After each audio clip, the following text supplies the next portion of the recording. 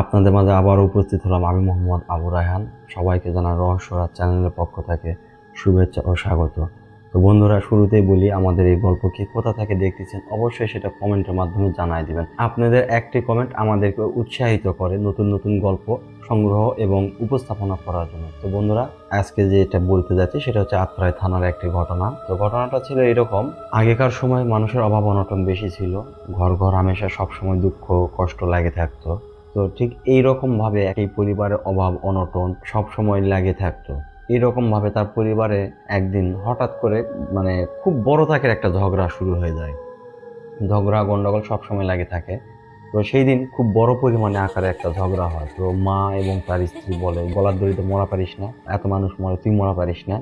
তো এইভাবে একটা কথা বলে, বলার পর সে লোকজনেরা তাকে ওখান থেকে ছিটকে নিয়ে চলে যায়, যে বলে থাকলে আরো বেশি গন্ডগোল বাড়বে, অতএব দূরে চল। এ কথা বলার পর সে তার লোকজন তাকে ওখান থেকে আড়াল করে নিয়ে চলে যায়। তো তার ভিতরে ওই যে একটা কথা বলছে স্ত্রী এবং মা, যে এত লোকে গলার দড়ি দিয়ে মরে তুই মরা পারিস না, এই কথাটা তার কানে বারবার করে বাজে।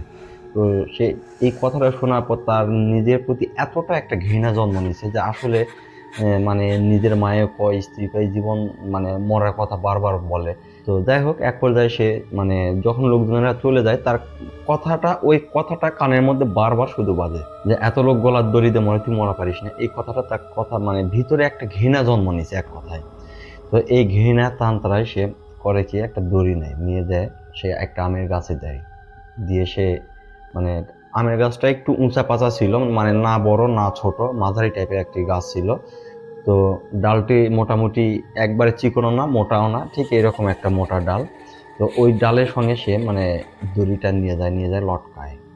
আর সে ডালে ওঠার সময় গলার ফাঁসটা নিজে হাতে দেয়। দেওয়ার পর ঠিক খাড়া দুপুর বেলা, যখন 1টা 1:30 অথবা আনুমানিক 2টা বাজে, হ্যাঁ, এরকম সময় সে রাস্তার ধারে যে আমের গাছগুলো থাকে সেই গাছের সঙ্গে গলার দড়ি দেয়। এবং রাস্তার নিচ দিক দিয়ে 2টা লোক আসতেছে, সে কিন্তু লক্ষ্য করছে 2টা লোক আসতেছে। তো সে মনে করছে যে হয়তো আমি তো গলার দড়ি দিলে তারা দেখতে পাবে না। তো যাই হোক, এক পর্যায়ে সে ওই সময় গলার দড়ি দেয়। যখন সে ডাল থেকে যখন ঝুলে পড়ে, তার ওজনে সে আমের ডালটা ভেঙে মরাত করে নিচে পড়ে যায়। আর 2টা লোক তখন সেই সময় উল্টা দিকে দৌড় মারে। তো তখন আর একজন দেখে, এই ভয় করিস না, কই ডাল ভাঙেলে পড়ে গেছে, ডাল ভাঙেলে পড়ে গেছে, কইছে হয়। তো কাছে আসার পর সেই সময় বলেছে, কে রে, গাছের ডালে কি জন্য উঠেছিল? দেখে গলার দড়ি, গলার দড়ি দেওয়ার জন্য উঠেছিল, মরার জন্য। তো এই কথা বলার পর তখন সেই লোকেরাও তাকে বুঝায় এবং একটা চড় থাপ্পড়ও মারে। কিন্তু এই ঘটনাটা তার পরিবারে বলে না। তো যাই হোক, না বলার কারণে সে প্রথমবারের মতো বেঁচে গেল। দ্বিতীয়বার ওই রকম ঠিক এক কাঁঠালের গাছের সাথে দেয়। সে তখন চিন্তা ভাবনা করে যে কালকে আমের গাছের ডালের সাথে দিছি, ভেঙে গেছে, তো আজকে আমি কাঁঠাল গাছের দেবো। মোটা একটা কাঁঠালের ডাল দেখে সে গলার দড়ি নিজে হাতে আবার পুনরায় ফাঁস দেয়। দেওয়ার পর যখন সে ঝুললে পড়ে, একটা মানুষের যখন সম্পূর্ণ ওয়েটটা দড়ির উপর পড়ে, তখন কিন্তু এই দড়িটা কিন্তু ওয়েটটা বহন করতে পারে, এইরকম দড়ি লাগবে। কিন্তু সে দড়িটা এমনই ছিল, দড়ি মোটা ছিল, কিন্তু যখন সে মানে গলার দড়িটা যখন দেওয়ার পর শূন্যের উপর যখন ভাসে, ঠিক সেই সময় ওই দড়িটা ছিঁড়ে পড়ে যায় আবারও। তো এই ঘটনাটা ঘটার পর তখন সে পুনরায় আবার বাড়ির দিকে চলে আসা চিন্তা ভাবনা করে, যে পরপর 2বার আমি গলার দড়ি দিলাম, 2বার বেঁচে গেলাম। তো ওই দিন দুপুরবেলা বেঁচে যখন আসলো, কাঁঠাল গাছের থেকে দড়িটা ছিঁড়ে নিয়ে যখন বাড়ির দিকে আসলো, আসার সময় ঠিক বাড়িতে ওই দুপুরবেলায় আবারও যখন ঢুকছে, তার স্ত্রী আবার লেগে গেছে গন্ডগোল। বাড়ির বাজার নাই, এত মানুষ কাজ কাম করে, তুই কাজ কাম করিস না, বাড়িতে ইয়া করিস, বিভিন্ন ধরনের এক কথা ঝগড়া লেগে গেছে। তো লাগার পর তখন এক পর্যায়ে সে ঝগড়া থেকে বিশাল আকার একটা বড় দ্বন্দ্ব সৃষ্টি হয়ে যায়। তো তখন সে তার ভিতরে আরো একটা ঘৃণা জন্ম নেয়। কাউকে কোনো কথা না বলে সে ওই দুপুর বেলায় বাড়ির থেকে একটা পাটের বন্দা, একটা গ্যাটটি বের করে, ঠিক এতগুলো পাট বের করে নিয়ে চলে আসে। তো আসার পর তখন সে বাড়ির থেকে বেশ কিছু দূর যাওয়া লাগবে, হয়তোবা দেখা যাচ্ছে আনুমানিক 500 গজ এরকম দূরে যায়। সে দড়ি পাকাচ্ছে নিজে হাতে, দড়ি পাকাচ্ছে আর বারবার করে করছে, 2বার বেঁচে গেছে, এবার আর বাঁচবো না, দড়িটা নিজে হাতে পাকাচ্ছি, এরকম করে কথা বলেছে আর দড়ি পাকাচ্ছে। দড়ি পাকায় সে দড়িটা তখন পুরাপুরি যখন দড়িটা পাকালো, 4 পর্দা দড়ি বানাচ্ছে, করছে যে বারবার বেঁচে যাওয়া, এবার আর বাঁচবো না। নিজে হাতে দড়িটা 4 পর্দা বানানোর পর ওই যেখানে দড়ি বানায় তার কিছু দূর অংশে দেখে যে একটা বড় গাছ আছে। সেই গাছটা মেহগনি গাছ ছিল। ওই মোটা গাছে ওঠার পর সে নিজে হাতে ওই নিজের দড়িটা যেটা বানাচ্ছে ওই দড়ি দিয়ে সে গলার দড়ি দেয়। তো তখন সে নিজে নিজে যখন গলার দড়ি দেওয়ার পর তখন বাড়ির লোকজনেরা কেউ তার কোনো খোঁজ নাই, খবর নেই, মানে যে যার মতো করে। তো এক পর্যায়ে এরকম করতে করতে রাত গভীর হয়ে যায়, বাড়ি ফিরে না। তো তখন তার স্ত্রী মাকে বলে যে মা, এতক্ষণে তুই আসিস, এত রাত করে না, আর আজকে তো আমার ভিতরে কেমন যেন একটা মানে মনের মধ্যে একটা আনচান আনচান করেছে, আমার ভালো লাগছে না, কেমন যেন একটা অস্থির অস্থির লাগছে, কোনটি গেছে একটু খোঁজেন তো, দেখেন তো। তো তখন তার সন্তানের সাথে করে নিয়ে তার মা এবং তার স্ত্রী দুইজন খুঁজতে বের হয়। তো এক পর্যায়ে এরকমভাবে রাত 9টা-10টার দিক দিয়ে পুরা পাড়া খোঁজা শেষ। তো তখন তার পরিবারের ভাই বা বাপ যারা আছে তারাও সবাই খোঁজাখুঁজি করে। করতে করতে রাত বাজে আনুমানিক 12টা-12:30। তো তারপরেও তখন তা খুঁজে পায় না। তো তখন তার মা বলে যে হয়তো বা দুপুরবেলা ঝগড়া লাগছে, মনে রাখে কোনো বন্ধুর সাথে হয়তো বাইরে কোনো আত্মীয় স্বজনের বাড়ি দিয়েছে, থাক সকাল হলে আমরা বাদ বাকি লোক খুঁজবো, চলো তো এখন যে যার মতো বাড়ির যায়। কিন্তু সেই লোকটা বাড়ির কাছে গলার দড়ি দিছে, এই জিনিসটা তারা কেউ লক্ষ্য করেনি বা কেউ মানে খোঁজ নেয়নি, অথচ তারা পুরা গ্রাম খোঁজাখুঁজি শেষ। তো যাই হোক, এক পর্যায়ে রাত 12টা-12:30 বাজে, তখন সবাই যে যার মতো বাড়ি চলে আসে। আসার পর তার স্ত্রী কিন্তু সারা রাত ঘুম আসেনি। তার স্ত্রী বারবার বাইরে যায় আসে, এরকম করতে করতে রাত পোহায়। ভোর যখন হয়, ফজর আজান দেওয়ার ঠিক ওই সময় তার স্ত্রী বাইরে যায়। যাওয়ার পর বাড়ির গরু বর্গি যেগুলো আছে সেগুলো আপনারা তো বোঝেন, গ্রামের ব্যাপার, সকাল সকাল লোকজন উঠে গরু বর্গি সব বাইরে বের করে, গোয়ালঘর পরিষ্কার করে। তো এরকম করতে করতে এক পর্যায়ে যখন চারিদিকে একটু পরিষ্কার হয়ে গেল, ঠিক ওই রকম সময় ওই বাড়ির পিছনে একটা ঝোপটি জঙ্গল আছে, আর ওই জঙ্গলে মেহগনির গাছ। আর ওই দড়িটা যে এমনভাবে দিছে, বড় ডাল এবং মোটামুটি ওর মাথা এগুলো সব মানে ঢাকে আছে পাতা দিয়ে, জানি একটা দেখবে এরকম দেখার মতো কোনো ইয়া নেই, দূর থেকে দেখার মতো বুদ্ধি নেই। তো যাই হোক, তখন ওই বাড়ির পিছনে যে জঙ্গলটা আছে ওই জঙ্গলে যখন ওই গরুর গোমূত্র যখন ফেলতে আসে, হঠাৎ করে তখন নজর পড়ে যে পা এইরকম করে ঝুলে আছে। দূর থেকে দেখেছে এরকম করে মানে বাতাসে পাটা দোল খাচ্ছে। তো তখন ওই ফট করে তখন মানে চমকে ওঠে, দেখে ওটা মানুষের পা নাকি, এই কথাটা বলার পর তখন সে 1 পা 2 পা করে চলে যায়, যা দেখে যে হ্যাঁ, তার স্বামী গলার দড়ি দিয়ে ঝুলিচ্ছে। তখন সে ও মা রো বাবা রো করে চিৎকার করে ওঠে, ও মা, তোমরা কে কোনটি আছেন, বের হয়ে আসো, তোমার ছেলেটা কি কাজ করেছে দেখে যাও। এই কথা বলার পর তখন তো কান্নাকাটির শেষ নেই, চারিদিকে আস্তে আস্তে লোকজন মনে করেন সব জমায়েত হয়, দেখে যে সেই ছেলেটা গলার দড়ি দিয়ে মারা গেছে। তো তখন সবাই বিভিন্ন লোকে বিভিন্ন কথাবার্তা বলে যে কালকা খোঁজা হলো, খুঁজে খাজে পাওয়া গেল না, আর বেচারাটা এটি গলার দড়িতে সারা রাত মরে আছে। তো যাই হোক, এক পর্যায়ে এরকম বিভিন্ন লোকের কথাবার্তা শোনার পর তখন এক পর্যায়ে থানা থেকে পুলিশ আসে, যেটা হয় আর কি, আপনারা তো বোঝেন। তো এর ফাঁকে একটা কথা বলি, বন্ধুরা যারা আমাদের চ্যানেলটি সাবস্ক্রাইব করেন না, অবশ্যই আমাদের চ্যানেলটি সাবস্ক্রাইব করবেন এবং পাশে থাকা বেল আইকনটি বাজাতে ভুলবেন না। তো বন্ধুরা, সেই লাস্টে যখন পোস্টমর্টমের জন্য যখন নিয়ে আসার পর আনুমানিক বিকাল 4টা-5টা বাজে। তো যখন আনার পর ওই জায়গার যে গোড় খুলবে, তখন ওই এলাকার লোকজন কিছু বাদী হয়, না এই জায়গাতে খবর দিস না, কারণ এই জায়গাটার যে যারা মৌতা যারা মানে আছে, সাহিত্য আছে, তারা এরা হচ্ছে পারে স্বাভাবিক মৃত্যু। আর তুই যে তোর এই ভাইয়ের যে কবরটা দিবার চাচ্ছ, এই তো স্বাভাবিক না, কারণ মানে এই হচ্ছে পারে অস্বাভাবিক একটা মৃত্যু, একে জায়গা দেওয়া দরকার না, এর জন্য যে ফাঁকা জায়গাটা আছে ওই জায়গাতে। তো তখন সে বলে যে আমাকে তো ফাঁকা জায়গা তো জায়গা নেই, আমি ওই জায়গা কেমনে দেবো, আর আমাকে তো এটা ইসমাইলি জায়গা, নিজস্ব জায়গা, আমি এই জায়গাতে দেবো, আমার ভাই আমার বাড়ির কাছে থাকবে, মারা গেছে, এখন কি করবো। তো যাই হোক, এক পর্যায়ে তার পরিবারের সাথে একটু কথা কাটাকাটি হয়, এলাকার লোকজনও বাদী হয়, প্রত্যেকে বলে যে এই জায়গাতে মাটি দিস না, কারণ এটা অস্বাভাবিক মৃত্যু। তো তারপর কথা তারা শোনে না শুনে তখন সেই জায়গা দাফন করে। আর দাফন আগেকার সময় তো তখন তো যারা এই জিনিসগুলো করে তারা জানাজা পেত না, বা তাকে জানাজা কেউ করতো না, তারা চাপা মাটি দিত। তো যাই হোক, সেদিন মাটি দেওয়ার পর এলাকার লোকজনেরা যে যার মতো করে যায়, রাত হয়ে যায়, যখন সন্ধ্যা লাগে যায়, দাফন কাফন শেষ করে যে যার মতো করে চলে যায়। ঠিক ওই দিন রাতের বেলা যে ঘটনাটা ঘটে বন্ধুরা, একদম মাথা নষ্ট করা, অবিশ্বাস্য একটি ঘটনা। তো ওই দিন রাতের বেলা যে ঘটনাটা ঘটে, ওই যে ছেলেটা আছে তার পাশের বাড়ির ছেলেটা, ছোট ক্লাস 8-এ পড়ে।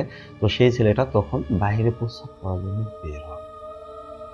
এই যে প্রস্রাব করার জন্য বের হয়, আগেকার সময় কিন্তু গ্রামগঞ্জের মানুষেরা বাইরে প্রস্রাব পায়খানা করতো, বাড়ির ভিতরে কোনো প্রস্রাব পায়খানার পরিস্থিতি ছিল না।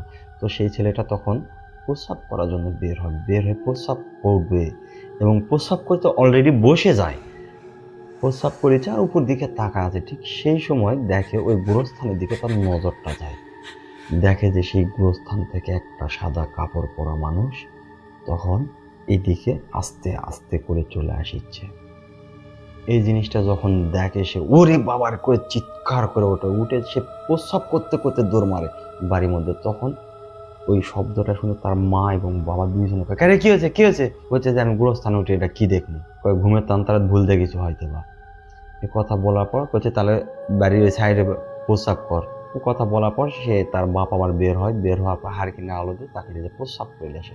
এবং দ্বিতীয় দিন যে ঘটনাটা ঘটে, দ্বিতীয় দিন তার বাড়ির ওই পার্শ্ববর্তী আর একজন ওই রকম রাতের বেলা বের হয়, গভীর রাতে, হ্যাঁ, বের হয় ওই প্রস্রাবের জন্য। মহিলাটি বের হয়, তো দেখে সে যে ওই কবরের থেকে একটা সাদা কাপড় পরা মানুষ, মানে যে মেহগুনি গাছে সে ঘটনাটা ঘটায়, সে মেহগুনি গাছে বারবার করে মানে এরকম করে ফাঁস দিচ্ছে আর চিৎকার করিচ্ছে, ওই উঠিচ্ছে মানে ফাঁস দিচ্ছে আর ঝুলে থাকিচ্ছে।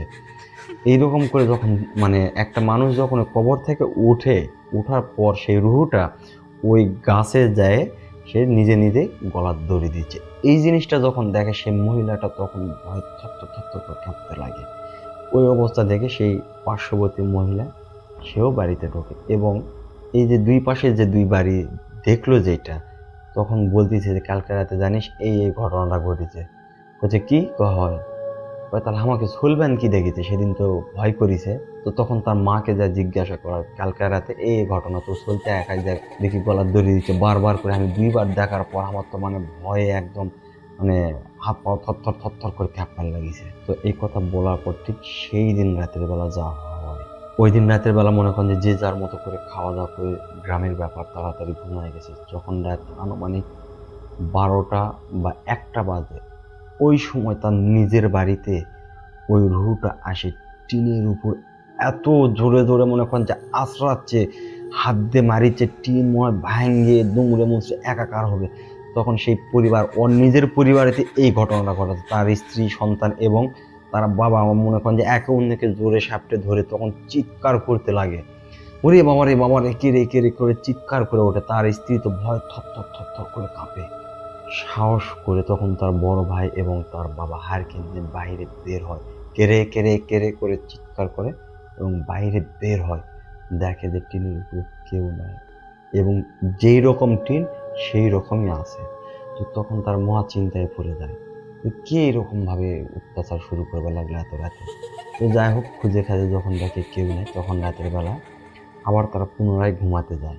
তার মায়ের ঘুমটা যখন গভীর হয়ে যায়, তখন এমনভাবে একটা কান্না করেছে, করে কান্না করেছে, হ্যাঁ, করে কান্না করেছে, এইরকমভাবে একটা কান্নার আওয়াজ মানে তার মায়ের কানে ভেসে আসতেছে। এবং ওই যে আওয়াজটা মায়ের কানে ভেসে আসতেছে এবং ওর মাও ওই কান্নার আওয়াজে সব মানে আওয়াজে স্বপ্নে ও দেখতেছে, মানে স্বপ্নে বলতেছে তার মাকে যে মা আমি বড় কষ্টে আছি, মা আমাকে বাঁচা, মা আমি বড় কষ্টে আছি। তো এই কথাটা যখন দুইবার বলে তখন ফাত করে আমার চেতন পায়। চেতন পাওয়ার পর বলছে কে রে, আমার শোল বড় কষ্টে আছে মানে আর এইভাবে কেন দিচ্ছে, হুঁ করে। তো যাই হোক, এক পর্যায়ে তখন পরের দিন সকালবেলা সে মসজিদের ইমামের কাছে যায়, যাওয়ার পর তখন হুজুরকে ডাকার পর তখন বলে বাবা এই ঘটনা। তো ডাকার সময় যখন ডাকে তখন ওই দুই পাশে দুই বাড়ির লোকজনও তখন চলে আসে। আসার পর তখন ওর মা যখন বলে যে কালকে রাতে বাবা এই ঘটনাটা আমার বাড়িতে ঘটে গেছে, তো তখন বলতিছে যে দুইজনে বলতিছে কেতাছি কথা কাজে মিলিছে, আমাকে কথা তো বিশ্বাস করলেন না, কালকে তোমার বাড়িতে তো সেই রকম ভাবে টিনের পিটাপিটি শুরু করেছে। করছে হয়, তোরাও শব্দ পাচ্ছ, করছে হয়, কিন্তু আমরা ভয়ে বাড়াইনি কো। তার পরিবারের লোকজন সবাই 3টা পরিবারের লোকজন এক জায়গা হয়। হওয়ার পর তখন ইমামের কাছে একটা পরামর্শ চায় যে কি করা যায় জিনিসটা। তখন ইমাম সাহেব বলে যে আসলে এগুলো হচ্ছে একদম সুস্থ একটা মরা, এরা কোনো মানে দুর্ঘটনায় মরেনি, তো যার কারণে এই লাশের সাথে এই জিনিসটা রাখলে এই সাধারণ যেগুলো মৃত্যু মানে কবরবাসী আছে তারকেও কষ্ট হয়, কারণ এই আযাবটা তারা সইতে পারে না। বলছে যে তাহলে কি করা যায়, বলছে তাহলে এই লাশটাকে তুলে আপনাদের তো আরেকটা গোরস্থান আছে জমির ওই মাথা, বলছে হ্যাঁ, বলছে তাহলে লাশটা তুলে ওই জায়গায় যান। কয় তাহলে আমরা তো ভয় করবো বাবা, আমরা তো কোনোদিন এই কাজটা করিনি। তো বলছে যে আচ্ছা সমস্যা নেই, আরো 2-1টা লোক ডাকেন, যারা সাহসী লোকজন আছে তাকে ডাকেন, ডাকে আমি যেহেতু এখন মানে মসজিদে থেকে নামাজ পড়ে আসলাম, বাড়ি যাইনি, বেলা হলে আবার বাড়ি চলে যাব। তো এই কথা বলার পর তখন তারা খুঁজে খাজে 2-4টা সাহসী লোক নিয়ে আসে, আসার পর তাকে শরীরে দোয়া আয়তাল কুরসি করে তো তখন সে কবরটা খোঁড়া শুরু করে। তো যেহেতু 3 দিন আগেকার মরা, লাশের একটু বিশ্রী গন্ধ হতেই পারে। তো তখন সেই সময় তারা যখন লাশটাকে তোলার পর দেখে যে লাশটা অক্ষত, মানে কেবল হাত পা ফুলে ফুলে উঠিছে, পচে যাবে, মানে হাত পা ফুলে ফুলে একদম ডোম হয়ে গেছে। তখন ওই কাপড়টা যখন মানে একটু সরায়, ভয়ানক এক দৃশ্য দেখে সেই একটা ছেলে যে লাশটা তুলতেছে, মানে লাশটা তুলে যখন খাটিয়াতে রাখিছে, তখন ওই ছেলে বলতেছে দেখি যেন চেহারা কেমন হয়েছে। এই কথাটা যখন বলে যখন কাপড়টা সরাবে, তখন হুজুর বলতেছে এ বাবা দেখবো, দেখ ভয় করলে কিন্তু সমস্যা। তখন বলতেছে না না ভয় করবো না। এই কথা বলার পর কাপড়টা যখন সরায়, তখন ওর চেহারাটা দেখে সেই লোকটা ওরে বাবার করে চিৎকার করে ওঠে। তো তখন হুজুর বলতেছে ওটা কাপড় ঢাকে দাও, আরো মানুষ দেখলে ভয় করবে, তুমি তো পুরা দমে ভয় করে গেছো। তো তখন ইমাম সাহেব বলে বসলেন যে আসলে আপনার ছেলে তো আত্মঘাতী মারা, তো আসলে এই লাশটা এখানে কবর দেওয়াটা ঠিক হয়নি, কারণ এদের রুহুটা আল্লাহর আরশ পর্যন্ত পৌঁছে না, এরা দুনিয়াতে এরা ঘুরে বেড়ায়, কিন্তু এদের রুহু দিয়ে যারা এই যে কবিরাজ আছে, এদের রুহু দিয়ে মানুষ খারাপ খারাপ কাজ করে, আর এদের রুহুটাকে অনেক সময় মানুষ নিজের আয়ত্ত করে নেয়। তো হয়তোবা আপনার ছেলের সাথেও ঠিক এইরকম কোনো একটা ঘটনা ঘটতে পারে। তো তখন বলছে কিভাবে বুঝলেন? তো বলছে আপনারা যে ঘটনাগুলো বললেন, তো ঠিক এই অনুযায়ী বোঝা যাচ্ছে যে আপনার ছেলের রুহুটাকে কেউ কবজা করতে যাচ্ছে, যেন এর রুহুটাকে দিয়ে যেন খারাপ কিছু করতে পারে। তো তখন এই অবস্থা বলে তখন বলতেছে আপনারা এই কবর তো ওখানে খোঁড়া হয়নি, আর লাশের হালকা একটু গন্ধ বের হচ্ছে, তো বলতেছে এই লাশের গন্ধ আস্তে আস্তে আরো বেশি হয়ে যাবে, তো অতএব আপনারা যত তাড়াতাড়ি সম্ভব নিয়ে চলেন ওই গোরস্থানে। তো তখন সঙ্গে আরো 4-5 জন লোক খাটিয়া ধরে এবং হুজুর সহকারে সেখানে যায় কবরটাকে খোঁড়ে ফাঁকা মাঠে। তো ওখানে শুধুমাত্র এই আত্মহত্যা যারা করে তাদেরকে শুধু ওখানে রাখা হয়। তো তখন সেখানে যে আবার নতুন করে কবর খোঁড়া হয়, খুঁড়ে সেই লাশটাকে নামে ওখানে আবার দাফন কাফন করা হয়। ওখান থেকে দাফন কাফন পুনরায় শেষ করে আসার পর যে যার মতো করে চলে আসে। কিন্তু ওই যে ছেলেটা যেটা ভয় করে, তখন হুজুর তাকে বলে যে রাতের বেলা আসিস, তুই ভয় করিস, পানি পরে দিব, ওটা নিয়ে যায় খাস, তাছাড়া তোর সাথে কোনো দুর্ঘটনা ঘটতে পারে। তো এই রুহুটা যে মানে এভাবে কান্নাকাটি করলো, এই যে পরপর 2বার এই একটা অঘটন ঘটালো, তো এই রুহুটাকে অলরেডি একটা বড় মাপের কবিরাজ তাকে বশ করে নেয়, কিন্তু সে রুহুটা বশ হবে না দেখে তার পরিবারের উপর এরকম ইনসিডেন্সটা ঘটায়, যেন তারা তাকে রক্ষা করতে পারে। সে তো নিজে তো এমনি তো কষ্ট পায় মারা গেছে, সে চায় না যে আমি আর কারো কাছে যাই আরো কষ্টটা বেশি হোক। তো এই রুহুর সঙ্গে কি ঘটে এবং কিভাবে সেটা উদ্ঘাটন হয়, আমরা সামনের এপিসোডে আপনাদেরকে এই গল্পটা বলার চেষ্টা করব। তো বন্ধুরা, আজকে আমাদের এই ছিল গল্প।